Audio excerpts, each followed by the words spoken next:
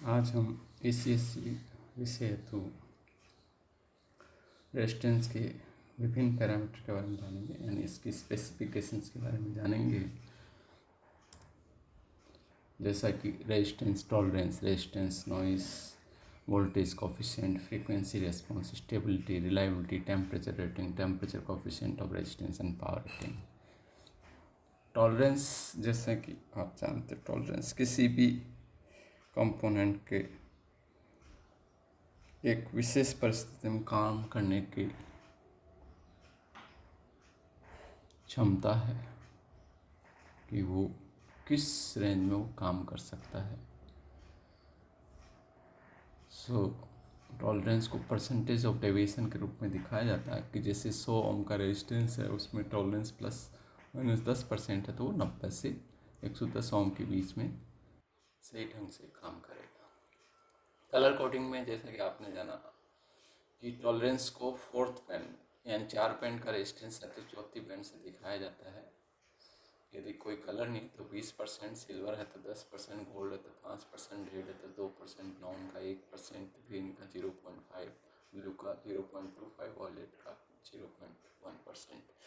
और ये एक एग्जाम्पल वापस दिखाया गया नीचे, जिसमें 25 किलो ओम का ±5% टॉलरेंस का दिखाया गया, जिसमें रेड, ग्रीन, ऑरेंज और गोल्ड बैंड्स है। और इसको यदि ±5% करोगे तो 25 किलो ओम को आप ये ±5% की रेंज में आराम से काम करेगा। इसलिए ये टॉलरेंस उसके डेविएशन फ्रॉम नॉमिनल वैल्यू कहलाती है टॉलरेंस। रजिस्टर नॉइस एक अनवांटेड फिनोमिना है रेजिस्टेंस का। नॉइस जो कि आप सभी जानते हो कि जो मेटेरियल्स होते हैं उसके अंदर इलेक्ट्रॉन्स होते हैं और इलेक्ट्रॉन्स मूव करते हैं परमानेंटली इधर से उधर, और उसके कारण जो हीट डेवलप होती है उससे रेजिस्टेंस में नॉइस डेवलप होती है। और ये कुछ एप्लीकेशन में नॉइस बहुत ज़्यादा इंपॉर्टेंट रोल अदा करती है, जैसे इलेक्ट्रॉनिक्स एप्लीकेशन में such as high gain amplifier, charge amplifier, low level signals. Noise को माइक्रोवोल्ट नॉइस पर वोल्ट में अप्लाइड वोल्टेज फॉर 1 मेगाहर्ट्ज के हिसाब से भी इसको डिफाइन किया जाता है।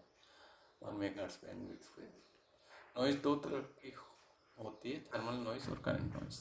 जैसा कि इलेक्ट्रॉन परमानेंटली मूव करते हैं आप हम जानते हैं, और उसके कारण उसमें टेम्परेचर इंक्रीज होता है। टेम्परेचर इंक्रीज करने के कारण उसके टर्मिनल के अक्रॉस इलेक्ट्रिकल सिग्नल जनरेट होते हैं, पोटेंशियल जनरेट हो सकता है वाइब्रेशन के कारण। और ये जो वाइब्रेशन है वो रैंडम नेचर का होता है, जैसे कि आप जानते हो ये रैंडम नेचर का होता है, जिसको कि आप थर्मल नॉइस या जॉनसन नॉइस कह सकते हैं। इसको आप फॉर्मूला से रिप्रेजेंट करें तो ये E √4 RKT∆F से डिफाइन होता है। E यहाँ पे RMS वोल्ट्स है, R रेजिस्टेंस है ओम में, K बोल्ट्जमान कांस्टेंट है, T टेम्परेचर केल्विन में, डिग्री केल्विन में, और ∆F बैंडविड्थ इन हर्ट्ज। तो इस इक्वेशन के द्वारा हम देख सकते हैं कि जो नॉइस जो है, noise level can be decreased by reducing the resistance, the temperature or the bandwidth. Voltage coefficient नाम से पता पड़ रहा है, यानी जब आप वोल्टेज अप्लाई करते हैं तो रेजिस्टेंस का मान बदलता है, और उसको डिफाइन करने के लिए वोल्टेज कोफिशिएंट के रूप में इसको डिफाइन करते हैं। और ये carbon composite resistance, carbon film resistance में ज़्यादा पाया जाता है। वैसे वोल्टेज कोफिशिएंट अदर रेजिस्टेंस के लिए भी डिफाइन कर सकते हो आप।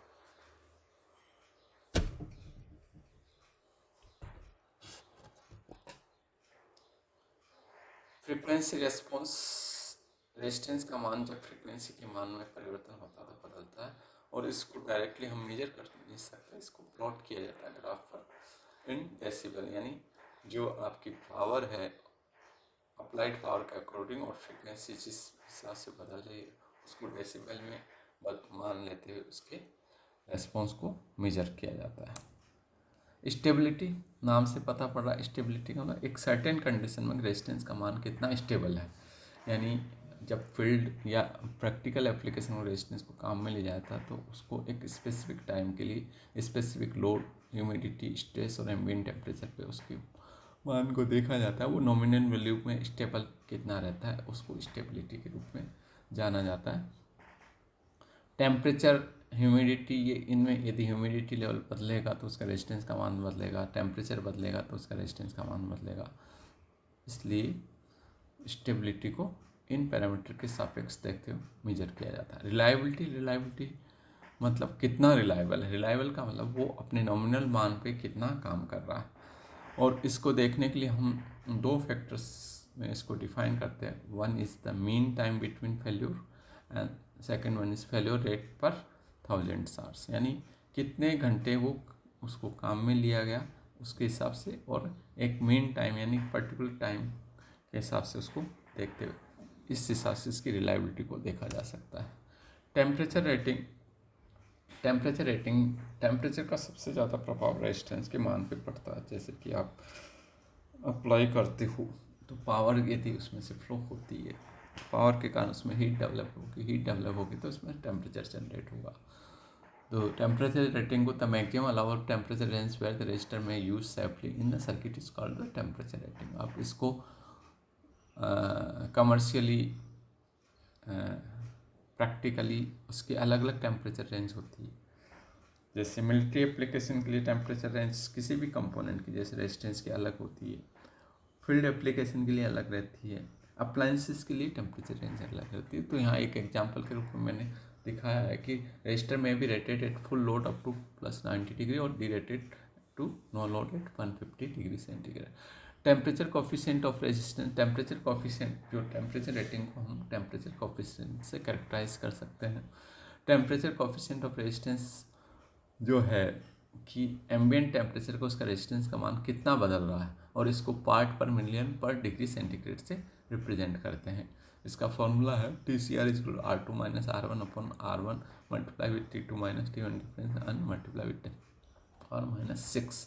तो temperature coefficient of resistance part पर मिलियन पर डिग्री सेंटीग्रेड R1 और R2 जो रेजिस्टेंस के मान है, T1 रूम टेम्परेचर है, R1 R2 दो डिफरेंट टेम्परेचर पर लिए गए रेजिस्टेंस के मान है। T1 टेम्परेचर रूम का temperature, T2 is operating temperature जिस कंडीशन उसको काम मिले, और अल्फा इज द यहाँ पे उसको TCR को रिप्रेजेंट करने के लिए भी काम में लेते हैं अल्फा। तो रेजिस्टेंस का जो टेम्परेचर कोफिशिएंट पॉजिटिव और नेगेटिव दोनों हो सकता है।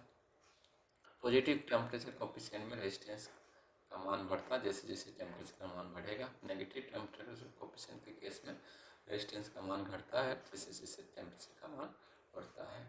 अब इसके टेम्परेचर कोफिशिएंट के हिसाब से देखा जाए तो हम थर्मिस्टर, सेंसिस्टर इनको काम में लेते हैं, तो उसमें TCR से उनकी रेटिंग को डिफाइन किया जाता है। पावर रेटिंग का मतलब एक रेजिस्टेंस कितनी एनर्जी को सेफली डिसिपेट कर सकता है, यानी जितनी एनर्जी को सराउंडिंग डिसिपेट करेगा उतना ही वो सेफली काम में आएगा, तो वो उसकी पावर रेटिंग कहलाती है। यदि जूल्स फर्स्ट लॉ के हिसाब से देखा जाए तो इलेक्ट्रिकल पावर को P = VI से डिफाइन करते हैं।